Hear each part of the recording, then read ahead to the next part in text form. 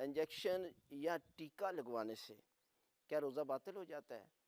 تو روزہ باطل نہیں ہوتا، چاہے وہ طاقت کا ٹیکا ہو یا بیماری کی وجہ سے آپ ٹیکا لگواتے ہیں یا ڈرپ وغیرہ لگواتے ہیں تو اس کی وجہ سے روزہ باطل نہیں ہوتا۔ تھوک نگلنے سے کیا روزہ باطل ہو جاتا ہے؟ تو تھوک نگلنے سے روزہ باطل نہیں ہوتا، بال کٹانے سے یا خط جو ہے وہ کروانے سے روزہ باطل نہیں ہوتا۔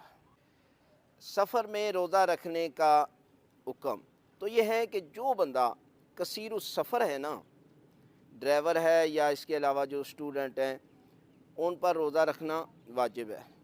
لیکن ایک شخص جو ہے وہ سفر ایک دن کرتا ہے اور اس کا سفر 44 کلومیٹر سے زیادہ ہے آنے اور جانے کا، تو اس کا روزہ جو ہے وہ قصر ہے، اس لیے کہ کچھ شرائط کے تحت جو ہے وہ قصر ہوگا۔